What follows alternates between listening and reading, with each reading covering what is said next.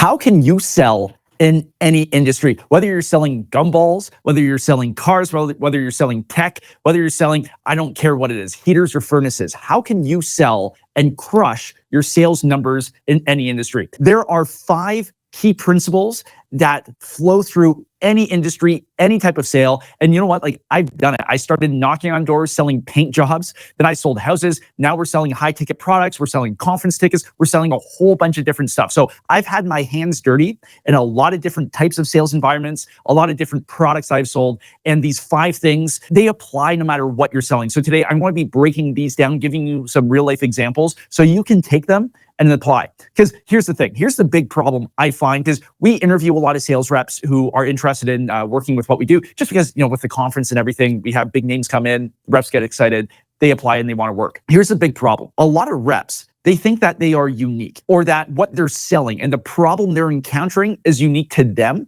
or it's unique to their specific business. That's not the case. But when you look at sales and when you've had experience selling a bunch of different things at a high level, you realize that nobody's special. No industry is special. No type of sale is special. The foundation of the sale process is the same no matter what. And if you're thinking that, oh, well, I'm having this problem because I'm selling this special widget and I'm in this unique situation that nobody else is in. I hear that all the time. That's not true. And so today, as I'm breaking down these 5 components, I want you to think about how you can apply these to your specific industry, but more importantly, take a step back, take that 30,000 foot view and really understand that this applies to everything. You're not special, even though you're probably encountering some challenges. All right. So without further ado, let's get into it. I got a lot of stuff I want to cover today. I even wrote some notes. So number 1, the very first thing we have to understand is pain points. Most important thing we have to understand in the sale, right? Because I talk a lot about this in my other videos, where we're really trying to move the prospect from this side of the river in today, where they've got pain, they've got challenges, they've got unfulfilled desires. Today is filled with hurt. They're on this side of the stream. They want to hop over and get to this side, where it's filled with the future, success, fulfillment, no pain, joy, happiness. But they got to cross the river, and the river is filled with snakes. It's filled with piranhas, alligators. You got to build that bridge. And that's what the sales process is all about. And then the salesperson, at the end of it, they just have to hold the prospect's hand and help carry them, or help take them across the bridge to the better side. That's all we're looking to do in sales. Now, why is pain important? Well, you really have two levers you can pull when we're in the sales process. You can pull on pain, or you can pull on the carrot. You've got the carrot or the stick. There's a lot of good that can come out of dangling the stick in front of people. But honestly, if you have strong pain, if you have somebody with an intense pain, they will buy. The carrot is an aspirational type of sale. The pain hurts because it's relevant today. Let me give you an example. If you have somebody that is incredibly thirsty, dying of thirst, it's scorching outside, they've got sweat dripping down their face, they will pay $6 for a bottle of water. It doesn't matter, because they are thirsty. They are parched. They need that water. If you have somebody and you're trying to sell them, they don't have the pain, but you're trying to sell them on the benefits of drinking the water and why your water's better and how it's going to help them improve their whatever it is, it's a different type of sale. And so when I think back, whether it was selling paint job, example, if I walked up to somebody's house and I looked at their windowsills and I could put my fingers in their wooden windowsills because they were rotted out, and the paint was peeling and the house was an eyesore, that was pain. I could do something with that. What will the neighbors think? What are the neighbors thinking? What the cost? Have you considered the cost of having to replace all the windows once they rot through and you have water leaks? That's real pain. And that's what drives somebody to take immediate action. So what we have to do is we have to first understand our customers' pain points. And this is the thing that a lot of people skip. They skip the research phase in understanding their customer. They just make assumptions. So what you want to do is you want to interview 10 to 20 of your ideal prospects. You're not trying to sell them anything, but you're just having conversations, 15, 20 minutes. You want to understand what keeps them up at night. What has them at 3 a.m. looking at the ceiling, being like, oh, I can't get back to sleep. That's what you have to get into. What are their main challenges every single day? What takes up most of their time? Where's their mind at? You got to load up on understanding the pain. Now, the reason why we want to do these interviews is once you've done them, you're going to record them and take copious notes. You're going to look for common language that most of your prospects use. And generally, there's a couple key phrases that the majority of your market is going to use when they're speaking about this specific problem. Because here's the thing. There's you on your side, And then there's your prospects. You as the industry insider are generally going to use different language, different terms than the real people in the real world, aka your prospects, are using in their real life, their real day-to-day life. And the reason why a lot of pitches and sales processes don't work is because we're using different language. So doing this discovery, doing these interviews is going to, number one, give you insight into, well, what scares your prospects, what the pain is. But more importantly, it's going to allow you to understand and figure out the words you have to use to effectively communicate your message to your ideal customers. If you don't have this, the other 4 points I'm going to cover don't matter, because communication is sales. Sales is communication. That's all we're trying to do. And if you can't effectively communicate with your audience, with your prospects, you will not sell at a high level. It just won't work. So you're going to interview 10 to 20 of your ideal prospects, right? You're not going to try to sell them anything, and you're going to reward them for their time. So whether it's a gift card, whether it's something they value, give them a thank you, because they're going to spend 20 minutes of their time that they could be doing something else with. Right? So give them a good thank you. And you want to understand the pain, but while you're at it, you also want to understand their goals, their aspirations. Why are they doing what they're doing currently? What are they working towards? What would make them happy? What are the results they're looking for? How would they ideally solve their challenge and their pain? And more importantly, I want to understand what solutions are they looking at right now. You really want to get a good handle on where your prospect, your ideal customer is at, the language you're using, what options they're looking at, what options they're aware of, and what options they're not aware of. Because I think, one of the things I've learned is oftentimes as the insider, as the person with the product, we have the idea that either we are more well-known than we really are, or our solutions, our niche or niche in the business is more is higher on the awareness level than it really is. When we get into it, when we really start talking with our ideal customers, we understand that, even though our business is at the front and center of our day-to-day, maybe they think about us in passing maybe once a month, right? So we really have to understand on where the prospect's at so we can meet them exactly where they are, all right? So that's number one. You have to do those interviews. You have to understand your customer. All right, so that's number one. You have to do pain points.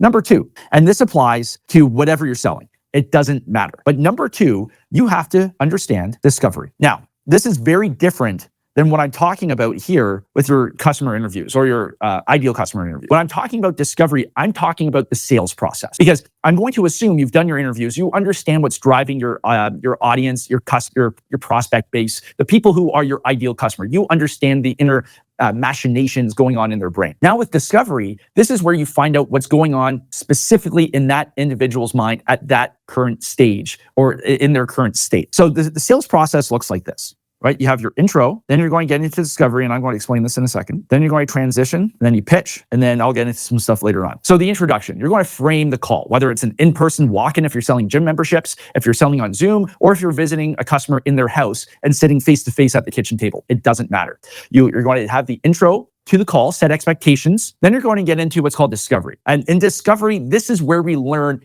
everything we possibly can about the prospect. I've given this example a lot, where I was looking for a new gym membership. I walked into the gym and the guy took me around immediately and started talking about how amazing the gym is and how I would love this and how this is available without ever asking me about what I was looking for and what was important to me. So he spent all this time talking about their 50 treadmills and all that stuff. That's okay. I get enough cardio as it is doing my other stuff. I was looking for squat racks because I'm tired of waiting for squat rack, right? But he didn't even touch on that. Why? Because he missed the discovery. He just immediately went into the pitch and assumed that he knew what I was looking for. And this is what amateur salespeople do. The professional, and it doesn't matter what industry it is going to ask a ton of questions about the prospect to find out what's really important to them. So whether you're selling AC units, whether you're selling flooring, whether you're selling home renovation services, it's going to be the exact same process. So you're going to follow something like this. Hey, what's going wrong right now? Why are we talking? What's the big challenge? What's not going right? Focus on that first, right? Because if there's no pain, there's no sale. There has to be a pain, like I talked about here. We have to understand their pain. So hey, what's not going right now? What prompted you to reach out? What's broken in your business today? Once you understand the pain, now you're going to figure out the cost of not fixing that. So if their printer's broken and they're a commercial printer, obviously they can't print and print those jobs. So what's the cost of doing that? How much money are they going to lose? Real estate agent example. Hey, what happens if you can't sell your house? What happens if you can't find a new house? What's the impact on your family, right? You have to get into this type of stuff, right? Then you want to find out what solutions they're looking for. So hey, walk me through, what solutions have you looked at to solve this current problem? Are you currently trying a solution? You have to understand where they're at. And then you're going to find out what their goals are. Okay, great. Well, let's say we do solve this. Where are you looking to go with your business? Where are you looking to go with your family? Whatever it is. As long as you hit these 4 main pieces in discovery, you're in good shape. But what amateurs do, what salespeople who don't sell a lot of stuff do, is they skip over this. Or they ask a pain question and they get an answer and they move on to the next. In their head, they're saying, oh, check, I asked pain. And then they wonder, hey, why aren't I selling a whole bunch of stuff? Well, the reason is the prospect is going to give you an answer, but that's probably not the truth. Not because they're lying to you, but because they don't understand the true problem. They don't have that outsider look. It's like whenever we have a problem ourselves, we're probably the worst people to fix it or to solve it because we have that tunnel vision. We have that blurred vision. We don't have clarity. So your goal in the sales process is to give your prospect clarity on the problem because they probably don't have it. I was just on a call with one of our high ticket prospects yesterday. They came in to the call thinking they had everything figured out.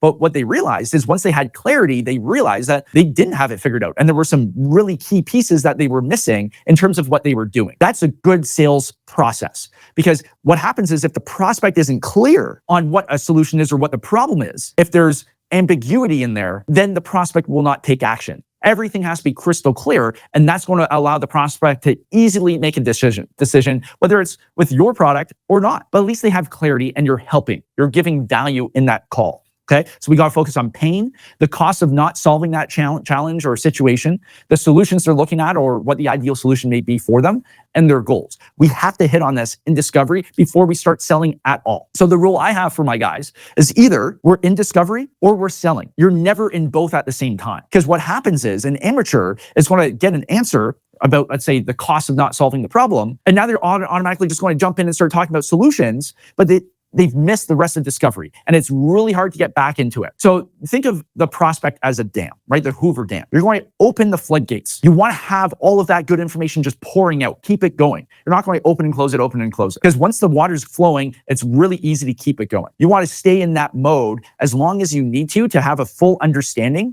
So you as the salesperson can close your eyes and paint a complete picture of what the prospect's life looks like right now in their situation. If you can't do that, then you haven't done your job as a salesperson. Okay, but to ask good questions and to know where to go in discovery, you have to understand the pain points like I talked about. You have to do those interviews. But once you do that, now when you have the sales call, you have to do discovery before anything else. Okay, so that's number 2. Number 3 is called your pitch sandwich. I enjoy food, so I named this after a sandwich because I enjoy eating sandwiches. But a pitch sandwich is what I found to be the most effective way of pitching a product or a service, whatever it is. And it really helps you tie together everything you've learned in discovery. Because I think of sales like a bullseye, right? And if we have canned pitches, and everybody who's ever sold has probably been given the script that you can follow to sell a product. Now, the problem is that, let's say this is the dart right here, you're probably getting 80% of the way there, but it's never going to be a bullseye.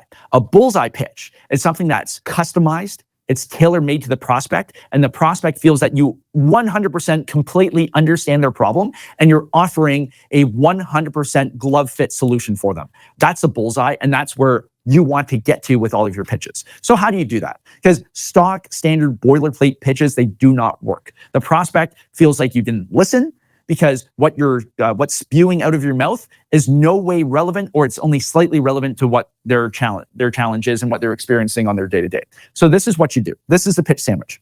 So you start with, remember how you, boom, boom, boom. So it's like, hey, John, remember how you told me that you're really struggling to find time to work out every single day, right? So you're going to reference what they told you in discovery. Why? Because it shows that you listened. But more importantly, it's going to help you frame, because there's nothing more powerful than the prospect's own words. So you're going to use their words and what they said to frame your solution, because the synergy is there, right? Like it's there because you're using their own words, right? If you're going to start pitching and selling using these fancy terms when the prospect didn't use it, it's not going to jive. So you have to use their own words and how they say things to help frame the rest of your solution. So, hey, John, remember how you told me that, you're losing a whole bunch of money and you're missing all these contacts of your customers because you're trying to juggle 5 different CRM tools, right? Well, whatever problem it is. Now you're going to offer your unique mechanism. This is the unique thing, your unique process, your unique product, whatever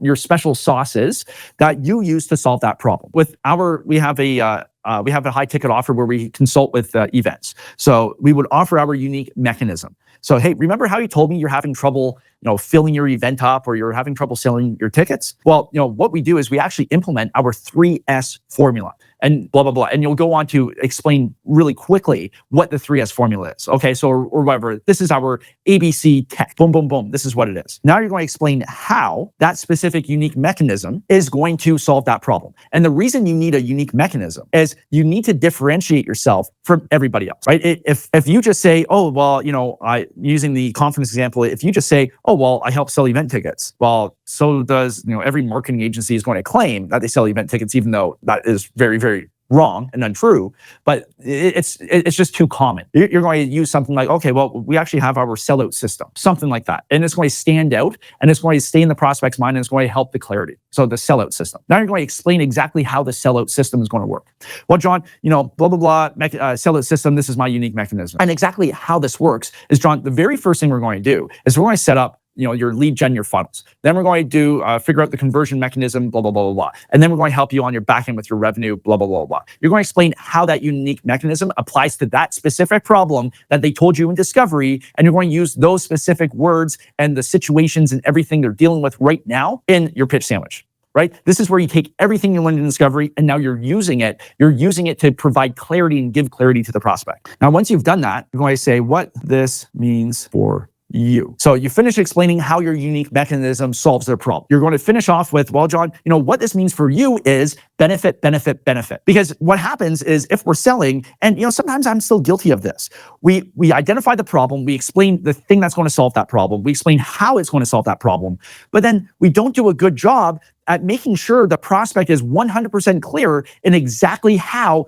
they benefit from that. So we have to make it crystal clear. Well, John, what this means for you is, with Jim, for the gym example, John, what this means for you is every single day, you are going to be able to show up consistently and have those workouts. Now, what this means for you is that over the next 3 months, we are going to take you from where you're at today to hitting your goal of fitting in that suit you used to wear 10 years ago. And your wife is going to absolutely go crazy. Benefit, benefit, benefit, right? Now, the cool thing with the pitch sandwich is we can stack them. Right? We can have a triple decker sandwich. So what happens is we have pitch sandwich number 1, because in any type of sale, we have the prospect, we solve the initial problem, but then there's the next step, the next problem that's going to come as a result of fixing the first problem. So we've solved problem number 1. And then, so what this means for you is this and this and this. Do you have any questions? What are your thoughts on that? Oh, no, like no questions, or they have a question, you answer it.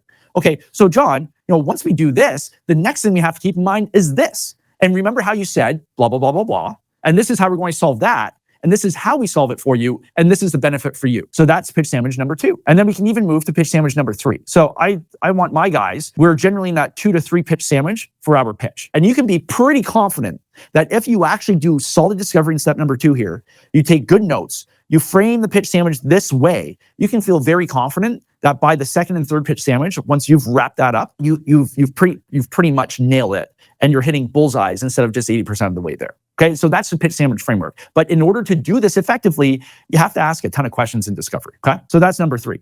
With number 4, and this applies to any business, it doesn't matter what it is. You want to show, not tell. And you might be thinking, oh, Seth, like obviously we got to show, not tell. But think about it. Think about how you pitch and how you sell, how you explain your product. You want to show them what's going on. You don't want to tell. So let me give you an example. And especially with our stuff too, because we're selling high ticket packages. We have to catch ourselves, and everybody does it. Instead of just explaining and telling the prospect, well, this is a problem, this is what we do, this is the solution. You want to be able to sell using examples and stories. And this definitely applies in the pitch sandwich when you're explaining how, right? People love stories. There's books written about how to sell using stories, right? People love a great story. So what you want to be able to do is you want to have some key stories cataloged, filed away in your brain library that's going to fit all the different problems and situations your customers find themselves in. Because what that means is when you start telling a story or giving an example on how another customer experienced the same problem and this is what they did, this is what they were feeling, and then they did this and this was the result, you're not telling anymore, you're showing through words. You're painting a picture of a story in the prospect's mind. So, and everybody is guilty of doing this, but if you listen to your calls over again, and you should be recording your calls, and you listen through, and you find yourself telling a lot, and you're not using stories or using examples, or you're telling prospects and potential customers of past situations, and oh well, actually we had this customer and they were in the exact same position. This is what they found, and this is what they were doing. Blah blah blah blah blah. If you're not doing that, you're doing too much telling and not enough showing, because people love stories. And I found with my guys too, the more they tell stories and they use examples, the higher their conversions go up. Because people can't help but listen to a good story, especially when it's about somebody just like them and they were having the same problems and they were looking to achieve the same goals. So you got to show, not tell. Now, number 5, you have to be able to handle objection. Now, a lot of amateur salespeople are going to think that their objections are unique. Oh, I sell cars. I get these special objections nobody else gets. I sell painting. Nobody gets these objections. Or hey, I sell software. Nobody gets these objections. That's not true, right? Everybody's going to encounter the same objections. So as a salesperson, what you want to do, you want to have your notepad every day beside your phone. Every time you get an objection, you're going to write it down in your notepad. And at the end of 2 weeks, you're going to have essentially every objection that somebody will ever throw at you written down in your notepad. And guess what? You're going to find they're the same 5 objections that you get over and over and over again. And sometimes you might get a curveball here and there. But here's the thing. If you can get really, really good at handling the 5 objections 90% of people throw at you, well, you're going to close a lot more sales. Now, what happens with objections is people will object on price, but that's really somebody's objecting on price because we haven't done our job in discovery, finding out the cost of an action. Right? So if somebody's objecting over price, we've missed something in discovery, or we haven't communicated well with the pitch, but it's going to be price. Then people are going to have objections about decision makers. But if we're getting these objections about decision makers at the end of the call, we haven't done discovery, because we should be finding out who's involved in making these decisions in the first place, right? We should know how their company handles and tackles decisions like this. Or we should find out if we're doing B2C. Is this, are both couples going to have to talk about this? Is this a big enough purchase? Well, if so, both of them should be on the call. We should never be getting these objections. You're going to think about it.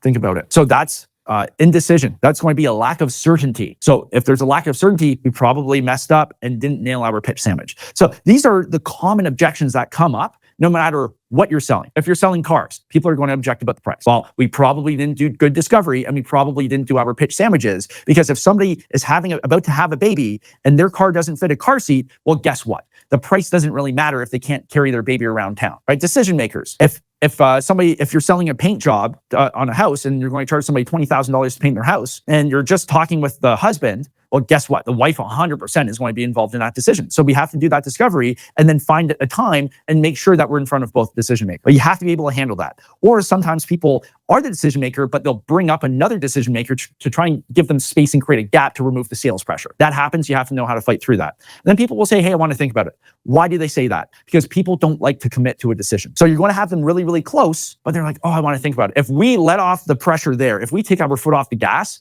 you will undo all of the good work you just did in providing clarity to the prospect. And here's the thing I've learned. People are really bad at making decisions that are good for them. This is why salespeople will never be replaced by AI or anything else. A highly qualified, highly trained, highly skilled salesperson will never be replaced, because they can take everything they learned in discovery, frame it and provide clarity in the pitch. And then, but more importantly, they're going to hold that prospect accountable to what they want. Because in discovery, the prospect will tell you all the things they want to accomplish in their life, or all the things they want to do. They'll tell you about the cost of not solving the issue. They're going to tell you about all that type of stuff. But then, as soon as they have to make a decision, no, I have to think about it. Well, what's there to think about? You just told me this. You want to accomplish this. This is what's standing in the way. And the only solution you have, and the best solution you have, is this. So what's there to think about, right? You have to hold people's feet to the fire for their own good, because people are really, really, really bad at making decisions for their benefit. They're really good at making decisions for other people, but when it comes to ourselves, we're really, really bad. And that's where a skilled salesperson comes in. But to be able to do this and handle these objections, you have to write them down. And first you have to understand, well, what are the most common 5 objections I get all the time?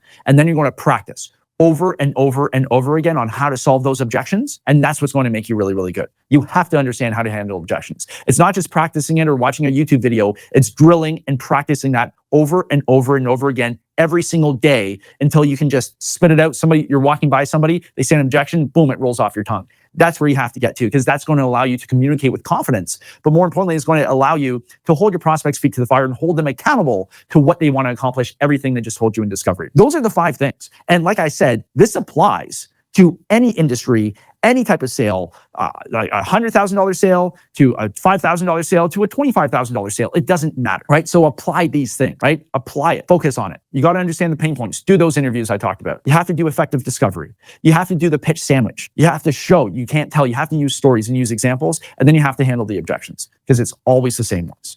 Okay, so I hope this was helpful. Make sure you hit the subscribe button because we do these videos every single week. I love sharing this stuff. This gets me pumped up and fired up. I'll see you guys next week. Be good and do the work.